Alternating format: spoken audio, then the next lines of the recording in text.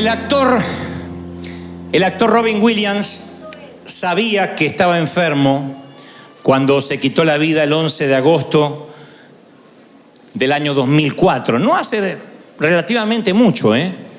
En el 2004, el 11 de agosto, se quitó la vida, se ahorcó con un cinturón en su mansión de Beverly Hills. Decían, o dicen los que vivían con él, estallaba en los últimos años en llanto sin motivo, se olvidaba los diálogos que se había aprendido para sus películas, se perdía en medio de una conversación. Su viuda dice, era un desconocido en sus últimos meses. Una de sus maquilladoras de toda la vida dijo, era horrible verlo, que al final del rodaje se ponía a llorar y decía, estoy perdiendo la capacidad de hacer reír, que es lo único que sé. Y hace poco salió una biografía de la vida del artista que muestra al hombre detrás de los personajes, y él tenía un temor, una paranoia, que traía desde que era muy jovencito, temor a enfermarse. No era hipocondríaco, pero tenía temor a enfermarse. Y cuando se quita la vida, hacen una autopsia como corresponde, según la orden forense, y descubren que tenía una enfermedad neurodegenerativa. Se llama la demencia con cuerpos de Lewy. Los cuerpos de Lewy es una de las terceras enfermedades de demencia en el mundo. Se le dice cuerpos de Lewy porque son unos cuerpos llanos que aparecen, son como estructuras proteicas que aparecen y se instalan en las neuronas, y entonces a partir de allí todo se empieza a degenerar en un efecto progresivo de degeneramiento del cerebro. Así que el actor de Buenos Días Vietnam, Patch Adams, una noche en el museo, un día se quitó la vida y decidió que era lo mejor, puesto que no quería que le tuvieran lástima. Cuando yo recordaba la historia de Robin Williams, porque he visto sus películas, me parecía un actor, y me parece un actor estupendo, un comediante extraordinario, yo pensé que la sensación del miedo viene de muchas maneras. Y esto es independiente si somos actores o vivimos debajo de un puente como homeless, o literalmente no teníamos dónde dormir o pasar la noche, o tener una mansión. Es independiente, es indistinto del estrato económico, del estrato socioeconómico, el estrato espiritual, de donde vengamos, de qué cantera fuimos cortados. Todos en algún momento tuvimos ese miedo, ese temor a algo. Tal vez no a la muerte. Los que tenemos a Dios sabemos dónde vamos cuando nos toca partir a la eternidad, bajar al sepulcro, ¿no? Pero las personas, todas, indistintamente de donde provengamos, luchamos con algún temor, con un miedo a algo desconocido. Y yo llamé al temor una curva en el camino, porque es la curva, cuando uno va en la ruta, es el momento donde uno no puede ver lo que acecha a la vuelta de la esquina. Una sensación mínimo de inseguridad. Y en la vida, las curvas en el camino es cuando no sabemos qué viene. Ya sea que acabamos de casarnos o acabamos de divorciarnos. Ya sea que salimos del panteón o salimos de la nursery. Siempre hay un momento donde decimos, lo que viene no me compete, no sé, no tengo el resto del plano. Y esa curva en el camino produce, más que ansiedad, el temor. Si vamos a estar a la altura de las circunstancias. Si vamos a poder hacer frente a lo que viene. Y el temor es parte de la trama de la vida. Es imposible vivir sin miedo. El miedo no se lo puede ignorar, hay que enfrentarlo. Pero el miedo es parte de la vida. Y es un instinto básico de supervivencia. Hay un miedo que es saludable. Hay un miedo que no llega a ser tan poco miedo, sino precaución, pero que es primo hermano del miedo, que hace que uno mire a la derecha y a la izquierda antes de cruzar una calle. El miedo hace que uno se coloque el cinturón de seguridad cuando uno sube al automóvil. Es un miedo saludable, es un instinto de supervivencia. Que uno trate de atajarse así cuando ve que alguien va a arrojar una piedra, o cuando hay una explosión, que uno intente tratar de protegerse. Pero hay otro miedo que es una fobia, que no resiste análisis, que no resiste el sentido común. Existe un tipo de miedo que es la fobia, que uno no lo puede explicar, y yo no subestimo al que tiene fobia, Cuando digo no lo subestimo, no digo es un espíritu. Yo no puedo decir el que tiene una fobia le agarró un demonio, porque me consta que las fobias comienzan con una pequeña puertecita y después se transforma en un monstruo que navega en las profundidades de nuestro alma y no se ve. Nada más que el que lo siente, lo sufre. Porque una fobia es cuando el temor y la razón no están en contacto. Tienes miedo y no hay razón para tener miedo. Entonces vas y le dices a alguien, ora por mí porque tengo miedo, y la otra te dice, no tengas miedo, no te preocupes, y te da una serie de frases comunes que no llenan tu motor, no llenan tu tanque, no te calman, sigues teniendo ese temor porque ya está afianzado como una fobia. 1 de cada 10 de los que hoy están aquí en River Arena, 1 de cada 10 sufre de alguna fobia, algo que no puede superar. Fobia a los lugares abiertos, fobia a las multitudes, fobia a los espacios cerrados, no sé, a los elevadores, a andar por la calle, a la migra. Hay gente que tiene fobias a algo. Y después estamos los otros 9 que no tenemos una fobia declarada, pero que sí transitamos por el jardín del terror de la vida. Que muchas veces un golpe, un infortunio nos hace temer. El temor, uno apenas le abre una puerta, el temor dice, permiso, vete un pie, y después se te instala, de modo que se transforma en una paranoia. Y preguntas, yo tengo temor, y dice, hay gente que dice, no sé si hay vida después del divorcio, no sé si voy a poder subsistir. Otros dicen, yo no sé si hay vida después de la muerte de un cónyuge, la pérdida del sustento. Yo he tenido mis propios momentos de temor abrumador. La primera vez que me paro ante un gentío, ante una multitud, yo me acuerdo todavía lo que sentía. Imagínense un muchacho introspectivo, lleno de complejos. De pronto hablarle a un gentío yo dije, me voy a orinar acá. Yo tenía terror, no me salían las palabras, no podía mirar a la gente a los ojos. Recuerdo ese temor abrumador. Recuerdo el temor abrumador de salir al hospital con un niño, uno de nuestros niños lleno de sangre, que estaba mirando por una ventana en un altillo, de pronto tropieza, no sabemos con qué, se abrió la cabeza, lleno de sangre, y envolverlo en toallas, subir a un taxi y correr al hospital. Cuando dentro del miedo los protagonistas son nuestros hijos, es peor que miedo, es terror. Estuve ahí cuando lo tenían que coser sin anestesia porque no había tiempo, y yo me acuerdo estar ahí y decir, Señor, que no pase nada, que no pase nada. Yo sé que hay papis aquí que han vivido situaciones así, mirar a su hijo jugar al fútbol, a lo que sea, y de pronto ve que alguien lo golpea, cae y se queda inmóvil unos segundos. Son esos segundos que literalmente se te corta el aire a ti, porque piensas que tu vida podría cambiar tal como la conoces en un instante. Y esos temores a veces no te dejan vivir.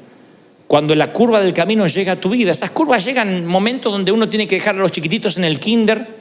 Recuerda cuando fuiste a llevar a tus hijitos al kinder la primera vez y la maestra te dijo, déjelo, va a llorar un poquito, pero después déjelo. Y tu hija está ahogándose de... Tú quieres agarrar a tu hija y decir, me la llevo de acá, maldito, pero no puedes, tienes que dejarla ir. Y después vienen otras curvas del camino, cuando viene un condenado a llevarse a tu hija, uno de 25 años, 26, y dice que ama a tu princesa. Ese día va a llegar también para mí, algún incircunciso ha de llegar. Pero yo ya lo tengo resuelto, ya tendrá sus 48 años y que haga su vida. Que crezca. Hija, ya tienes casi 50, creo que puedes cuidarte sola.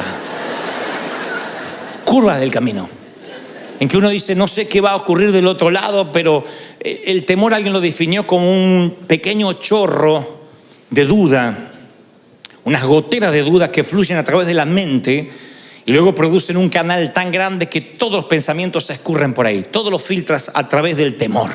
Y esos temores crecen día a día hasta que nos encontramos paralizados, incapaces de hacer cosas para Dios, incapaces de creerle al Señor, porque el temor te va envolviendo. Dicen los psicólogos que hay 6 tipos de miedos, independientemente de los que no son fóbicos inclusive, pero hay 6 miedos que todos los seres humanos luchamos en algún momento: pobreza, crítica, pérdida del amor, que te amen o dejes de amar, enfermedad, vejez y muerte. Y cuando esas 6 cosas pasan por la vida, porque son estaciones donde sí o sí tenemos que atravesar, uno se llena de temor, son curvas del camino. Y el Señor me mostraba una historia de temor notable y de cómo el temor puede cambiarte y arruinarte la vida y robarte lo que Dios ya te dio. Hay gente que yo estoy seguro que por el temor se está perdiendo bendiciones, se está perdiendo amor, se está perdiendo a su pareja, se está perdiendo empresas, se está perdiendo ministerios. Y no es que Dios no se lo quiera dar, el temor no les permite ver, les impide ver lo que Dios tiene. Hay una curva en el camino que no les deja ver y los llena de ansiedad y no avanza. Y las Escrituras hablan justamente cuando la delegación de espías, en el éxodo de Israel, la delegación de espías fueron a espiar, valga la redundancia, a Canaán. Moisés recibe de parte de Dios que por cada tribu, 12 tribus, tiene que elegir un delegado. Y esas 12 tribus eligen cada uno un delegado, 12 delegados, 12 espías, van a ver qué hay en la tierra prometida. Ya estaban allí. Así que se reúnen en una asamblea en Cades Barnea y dicen, bueno, vamos a decidir qué es lo que hay, vamos a hacer un reconocimiento. Dios nunca les envió a los espías para consultarles si conquistaban o no.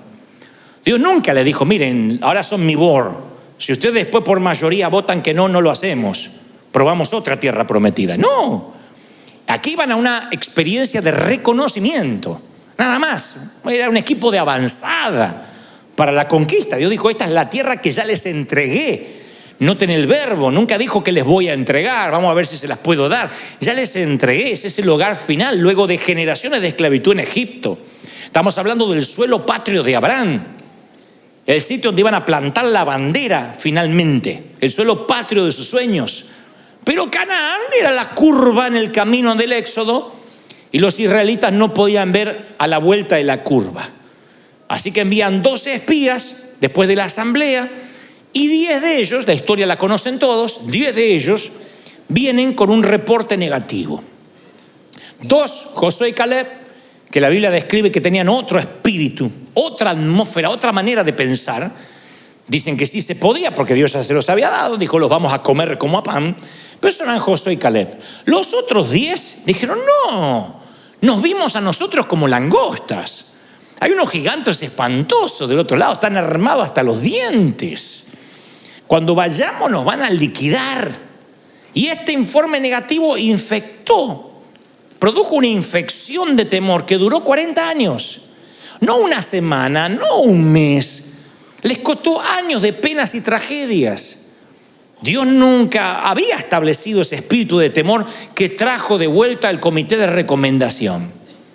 Era un espíritu de temor que se enquistó en el pueblo.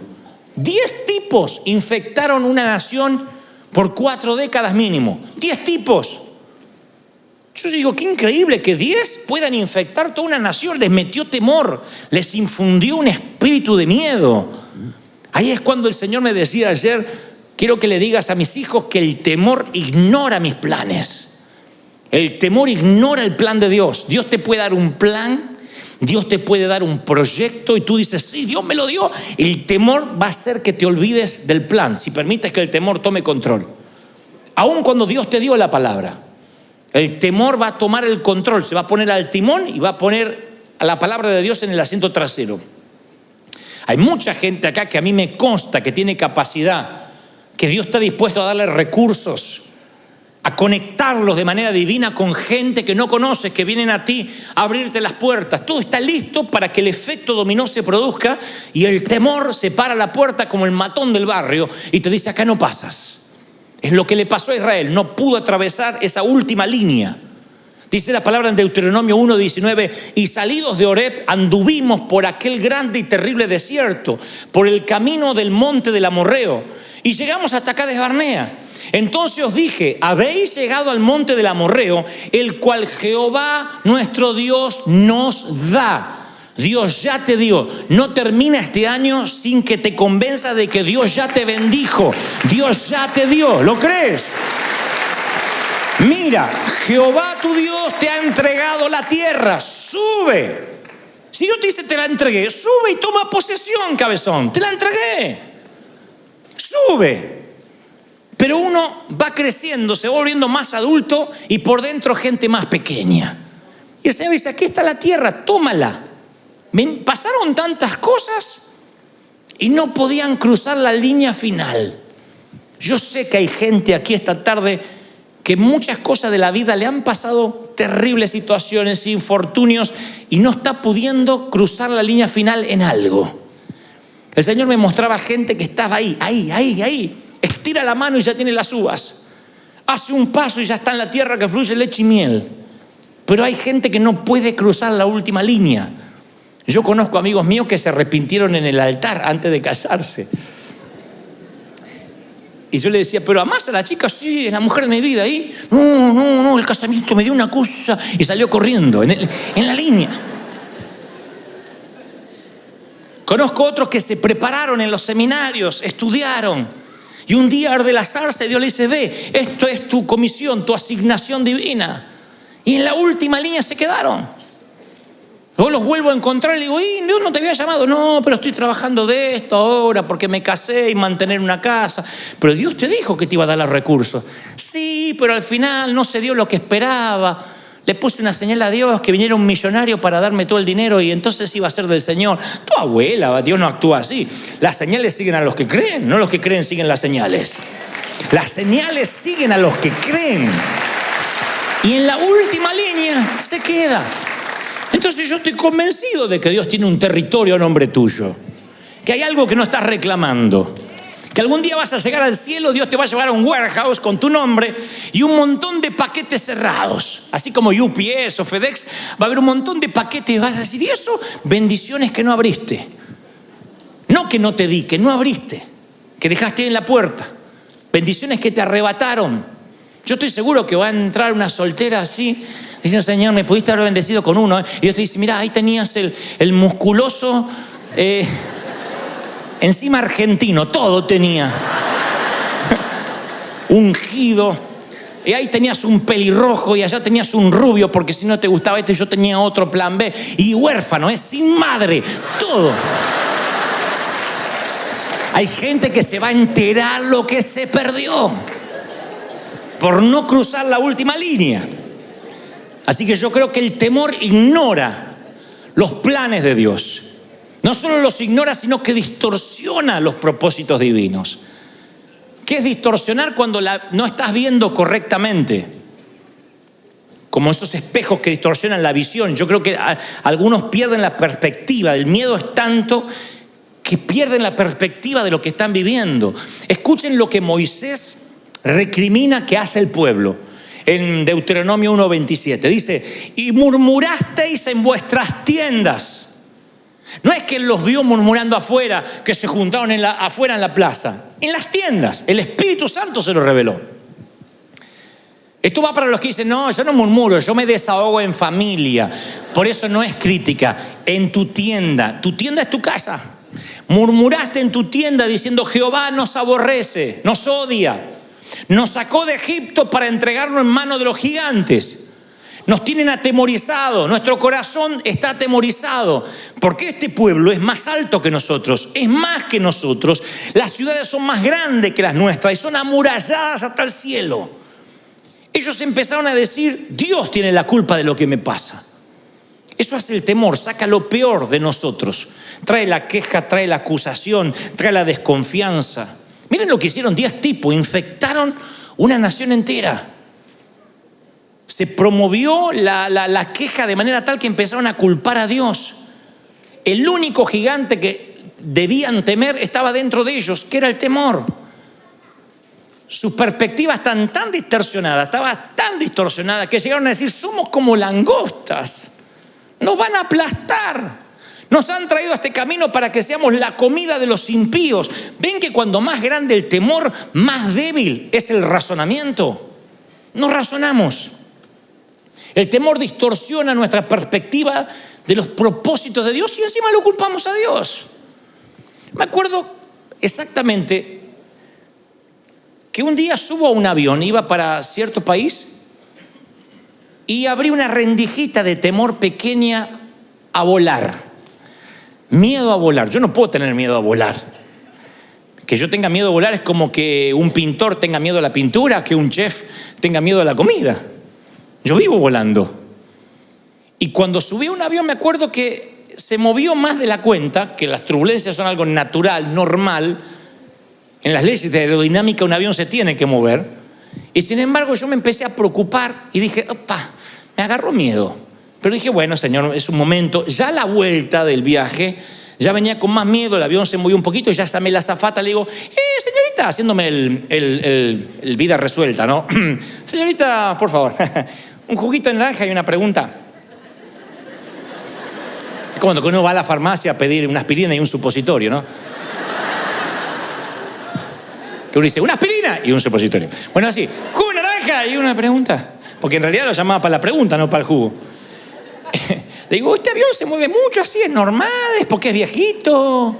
Y me dice, ¿usted es novato viajando? No, yo viajo hace como 20 años. Ah, señor, no se preocupe. Sí, y el avión iba así, se movía la azafata. No se preocupe, es normal. Y ahí el temor empezó a crecer. No sé por qué, fue hace varios años, empezó a crecer. A tal punto que me paralicé. Y no es que le tenía miedo a la muerte. Dije, en el avión no me quiero morir, prefiero morirme en una cama. En el accidente terrestre es más fácil, es más rápido. Viene el chinito de frente, ¡ah! Muy ya está. Pero el avión vas cayendo.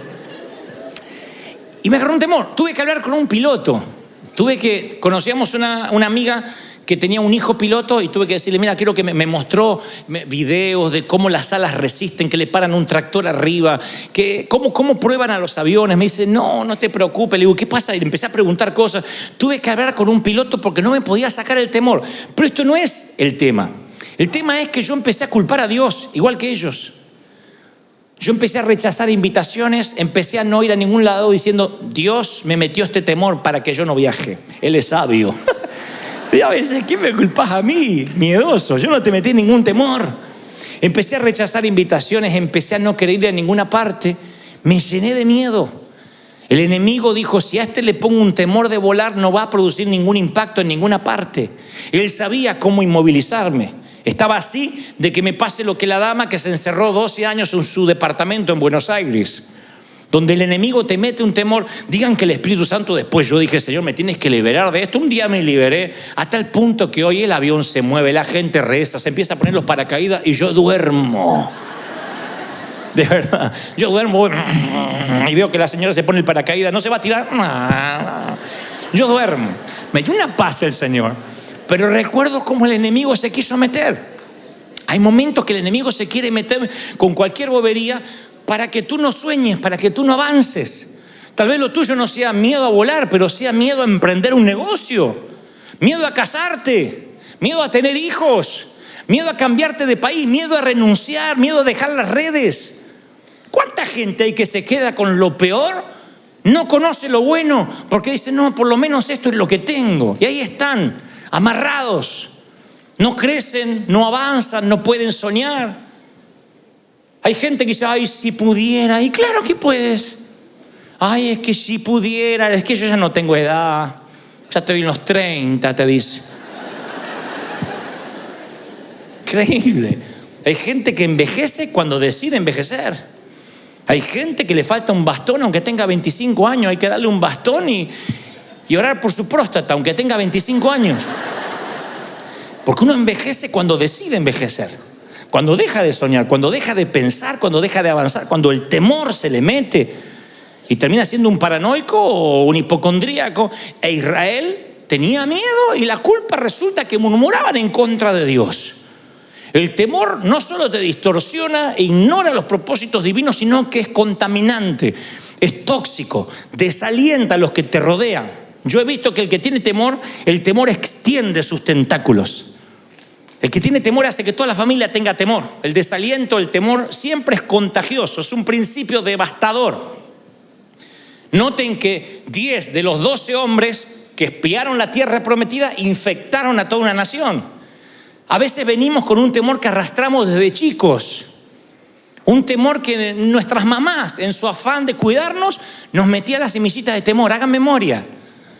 Cuando yo empecé a ser adolescente y empecé a salir, mamá decía, cuídate, mira que ponen drogas en la Coca-Cola, y no te das cuenta y apareces drogado. Así que yo andaba con la lengua como lagartija, no tomaba nada porque decía, te puede meter droga. No, cuídate porque no te das cuenta y ¡brum!, te drogan. Y después, mamá, después me tomo un taxi. No, porque los taxistas están arreglados con una clínica y te desmayan y te sacan los órganos. Hay gente que se despertó en una bañera con hielo sin riñones. Así que yo subí agarrándome los riñones. Digo, lléveme hasta... Te agarra miedo. Y ese miedo empieza a crecer a donde tú dices, no puedo andar. Yo conozco gente de acá que vive en Estados Unidos, pero que son de México, de Colombia, de El Salvador, de Guatemala, de Argentina. Quizás, no, mi país es muy peligroso, ya no puedo volver. Cuando yo voy de visita, yo no sé, tengo que andar con seguridad. Y sí, están bravos los países, pero yo les cuento una experiencia que conté en el primer servicio. Fui a Argentina esta semana, entre otras cosas fui a ver a mi papá. Entonces un amigo me dice, no andes tomándote taxi, que te cobran una fortuna. Yo te pongo un chofer que trabaja para mí. Le digo, no, ese es un tipo que no habla, te va a llevar con una camioneta para todas partes. Le digo, mira que tengo que ir a varios lugares, tengo algunas entrevistas. Sí, él te lleva. Yo lo que no tenía es ganas de bajar del avión de 14 horas de vuelo y ponerme a hablar con alguien. Entonces me dice, no, él es mudo, ciego y sordo, como Shakira. Y así maneja. Y llega el tipo, un grandote, así, un monstruo, era sentado. Y entonces empezamos a andar. Le digo, vamos a Billinghurst, a mi barrio natal. Digo, ¿conoce? Sí, por supuesto. Entonces me lleva a Billinghurst, que es el barrio no ha cambiado, las paredes están peor que antes, los barrios, esos barrios que están detenidos en el tiempo, ¿no? Así que fui al barrio y de pronto salimos del barrio, todavía estamos allí antes de agarrar la ruta y dice, se nos está pegando alguien. Atrás venía un auto, se nos está pegando alguien. Tranquilo, agarra un arma.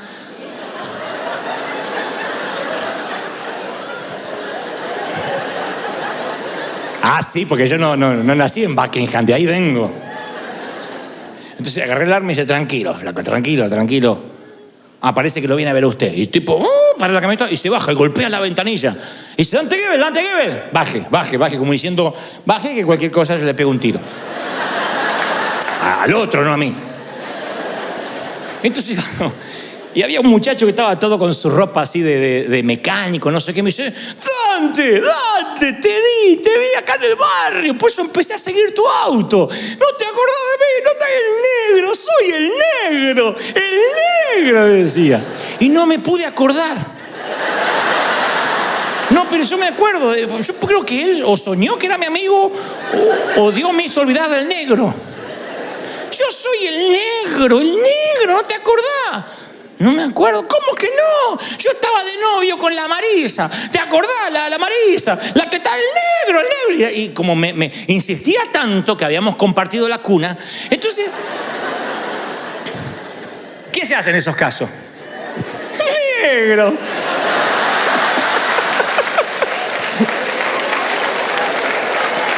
Estás igual. Y se puso feliz, porque si le decía no te conozco, se suicidaba ahí.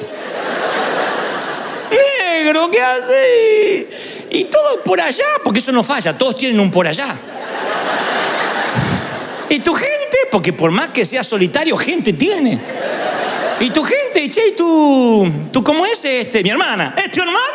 Entonces me completaba la frase y así mantuvimos una charla. Yo digo, cualquier cosa, está armado el otro y lo mata al negro. Subo, y claro, estaba armado porque el chofer era un comisario de la policía. Había sido comisario ahí en mi barrio. Ahora es un policía retirado y tiene portación de armas, ¿no es cierto? Entonces me decía, no, es que aquí yo sé que su seguridad es muy importante y si veía que se ponía la cosa fea, me decía. Dice, ¿conoce al caballero? Eran amigos de la infancia y no tengo la menor idea quién es. Sé que es el negro.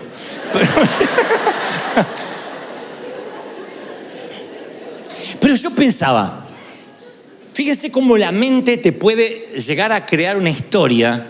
Si este muchacho no era de seguridad y no paraba, claro, empezábamos a correr diciendo, tuvimos una persecución, alguien nos quería matar. ¿Cómo el temor podía infiltrarse? A lo mejor con una bobería, con algo que era cotidiano. Y me pasó esta semana y yo decía, es increíble que muchos venimos de esos lugares donde nos acostumbramos al peligro, a que te podían pasar cosas. En mi país a mí me asaltaron 3 veces, me robaron las zapatillas, el cinto, eran cosas que podían pasarte. Hoy en día nosotros, el solo pensar que nuestros hijos podrían estar ante el más mínimo peligro, a veces nos transformamos en guardiacárceles. No les dejamos ser libres y lo contaminamos a nuestro hijo. Como mamá me decía, te van a poner drogas, te van a enfermar, te van a quitar los órganos. A veces uno sin querer arrastra en los patrones genéticos esos miedos. Y hay que cortar, porque el temor saludable es aquel que hace que tengas cuidado. El temor saludable te coloca el cinturón de seguridad. La fobia hace que no subas al auto. El temor saludable hace que mires la calle antes de cruzar. La fobia hace que no salgas a la calle.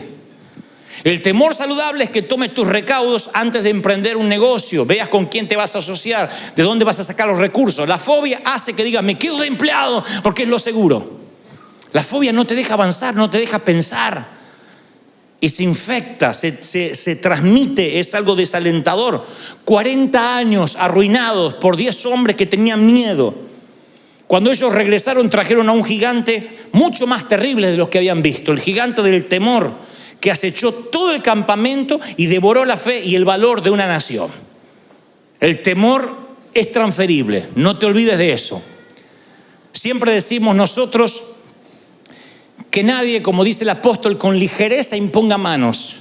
Claro, no es que el que te toca ya te pasó el temor, pero a veces uno está tan abierto, tan sensible, uno es como tierra mojada, entra la semilla y entra el palo también.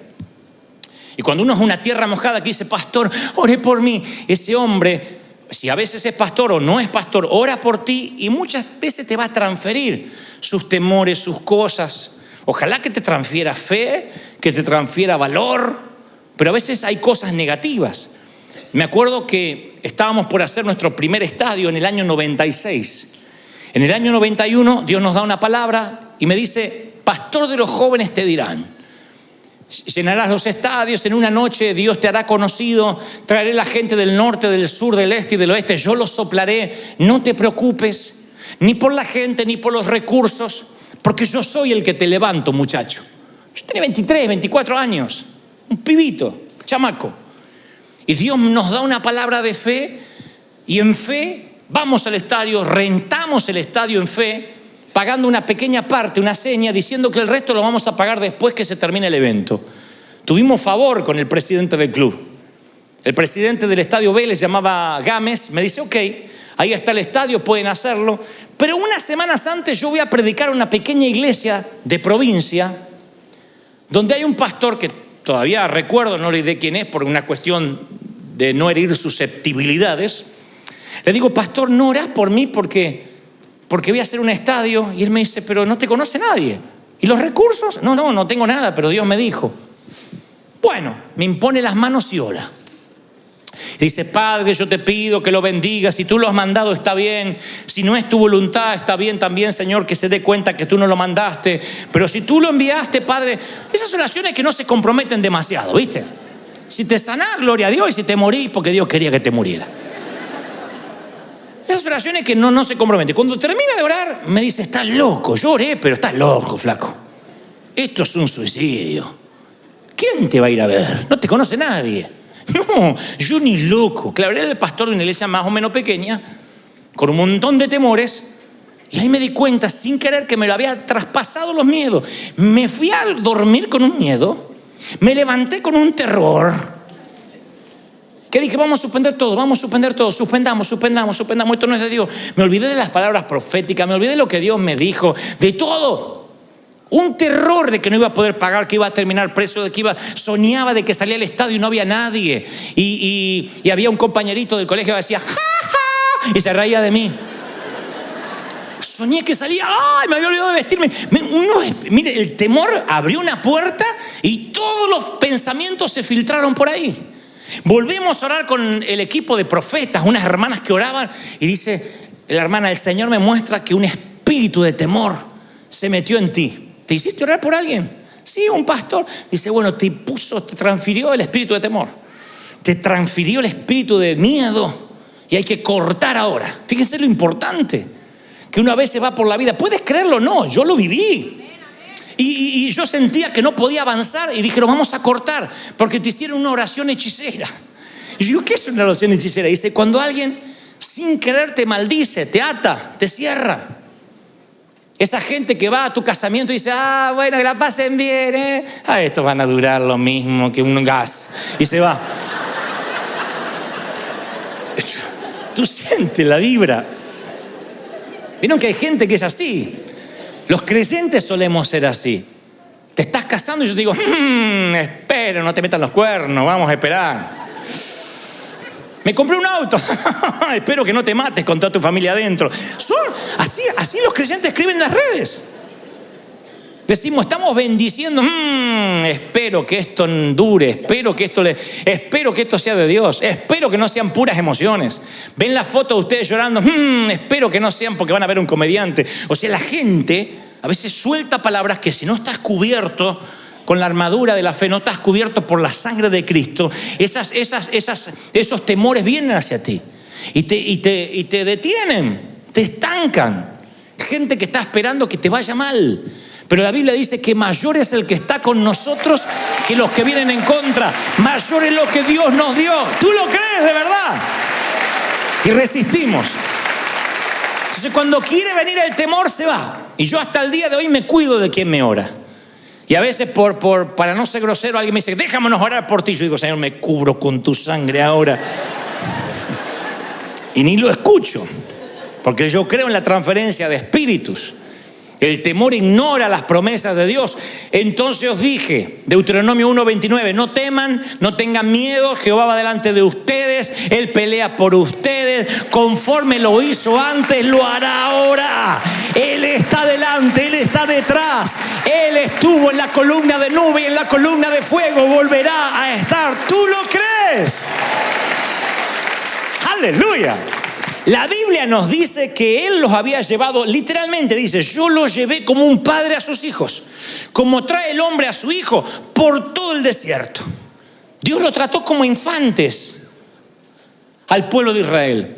Los alimentó, los sostuvo, los mimó, los apapachó. Ay, ¿tienen hambre los nenes? Ay, cae maná otra vez. Y caía el maná. Estamos hartos de maná, vengan las codornices. Dios los alimentó, los bendijo. Ahora tenían que pasar el examen. A veces vamos por los desiertos y los desiertos en la vida es para que creemos lazos con nuestro Padre. En los desiertos aprendes a hablar con Él, en los desiertos ganas intimidad. Y Dios quería que lo amaran por lo que Él es, no por lo que les daba. Así que el desierto fue una etapa donde era el tiempo en que ellos tenían que sacarse a Egipto de dentro. Salieron de Egipto en cuestión de horas, pero Egipto de dentro les tardó 40 años y a algunos no se les fue. De hecho, murieron ahí en el desierto. La esclavitud es tan fuerte en algunos, el miedo es tan fuerte que a veces tarda años en que empieces a confiar en las promesas de Dios. Y Dios le dice a Israel, así como yo estuve, yo voy a estar, yo no cambio. Le estaba diciendo, no mires lo que los faros delanteros de tu automóvil te muestran, que son los gigantes. Te doy permiso para que mires por el espejo retrovisor y veas cómo yo estuve, como nunca te he fallado. Como estuve en el pasado, tú tienes que mirar hacia atrás y Dios dice, y tienes que decir, si Dios nos trajo hasta aquí, nos va a llevar hasta el futuro. Pero sus ojos estaban congelados por lo que veían adelante y parecía que los gigantes aplastaban todo lo que Dios había hecho. Por eso yo te pregunto esta tarde, ¿de verdad que no hizo nada Dios en tu pasado? De modo que puedas decir cómo estuvo, va a seguir estando. ¿De verdad que todos tenemos la memoria tan frágil que podemos decir, a mí Dios nunca me libró de nada? ¿Cuántos están aquí y dicen, Dios me sacó de situaciones que pensé que no iba a salir? ¿Tienes cosas para contar? ¿Tienes una historia para contar? ¿Sí? Que dice, Dios me sacó, Dios me libró. Contesto en el servicio anterior y no quiero pasar por alto. Yo me forjé como un hombre de fe de muy jovencito, pero no porque era un gran hombre de oración, de estar en las montañas con Dios, porque no teníamos recursos, era fe o fe. No teníamos una iglesia para recurrir, empresarios, amigos, no teníamos nada. Entonces era fe. Nunca tuve un presupuesto en mi vida, porque ¿qué va a tener presupuesto si no tenía plata? Me decían, tienes que hacer un presupuesto. Cuando venga para pagar, Dios dará para pagar. Pero no teníamos entradas, salidas, nada. Llego a Estados Unidos y aquí me dicen, los anglos, para los cuales nosotros dependíamos, me dicen, aquí hay un presupuesto. No te puedes mover de este presupuesto. El presupuesto no alcanzaba ni para pagar los boletines que tienen en las manos. Y yo digo, ¿cómo vamos a predicar? ¿Cómo vamos a hacer tal cosa? No sé, el presupuesto. Aquí se maneja por planillas Excel. Lo que está dentro del presupuesto puede gastar. Sí, pero necesitamos más músicos. No está en el presupuesto. Entonces, durante meses yo empecé a ajustarme el presupuesto. ¿Cuánto hay? ¿Cuánto puedo gastar? Y había poquito. Y yo decía, Señor, ¿qué pasó? Es como que Dios no pudo pasar la migra, como no lo dejaron venir para acá. Que Dios quedó de México para allá, Estados Unidos, Dios acá no operaba. Y un día el Señor me dice, yo soy el mismo Dios de ayer.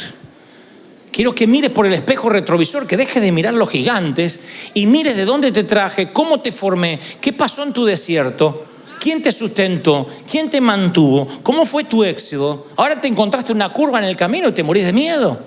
Entonces llamo a Argentina a un amigo que tengo allá y le digo, búscame en un lugar que habíamos dejado un depósito, cajas, mis periódicos, las revistas donde yo haya salido. Y habrá pensado, le agarró el espíritu de la megalomanía, que querrá verse a sí mismo. Le dije, quiero que me traigas todos los recortes de periódicos, qué dijo la prensa, quiero que los traigas. Y cuando vengas aquí a Estados Unidos, me traiga los recortes. Me trajo un pilón así. Empecé a recortar y mandé a hacer cuadros. Dice el pastor de los jóvenes anoche llenó el estadio, no se sabe dónde saca el dinero, pero ahí está. Todo. Toda nuestra oficina hay cuadros memoriales de lo que Dios hizo. El que va y no conoce mi corazón piensa, mirá, este se está mandando la parte de quién fue o qué hizo, pero es para mí. Cada vez que alguien me viene a decir, no hay plata, no tenemos, no hay, el Señor me dice, vuelve a mirar lo que yo hice. Como estuve contigo, yo voy a estar en tu futuro, voy a estar en tu presente, voy a seguir estando contigo. ¿Tú lo crees de verdad? Así que si yo fuera tú, pegaría versículos bíblicos en la alacena, en la nevera. Versículos que te sostuvieron, pégatelos. Aunque tengas seminario bíblico, aunque seas doctor en divinidades, pégate versículos. Donde pase más tiempo, junto al inodoro. Ahí. Para que te recuerden cómo Dios te sostuvo. Recuérdate, si hay una radiografía o un diagnóstico médico que el médico te dijo, mire, me sorprende que usted no tiene nada, no lo tires, vuélvelo a sacar y dile, este mismo Dios lo volverá a hacer otra vez. Dios te va a respaldar, tú lo estás creciendo, te va a bendecir el Señor. Va a abrir puertas, sendas donde no la hay, caminos que parecía que estaban cerrados, porque el temor es un pecado. El temer es un pecado. Dios le dice, no quisiste subir, fuiste rebelde al mandato que yo te di. El temor es lisa y llanamente desobediencia.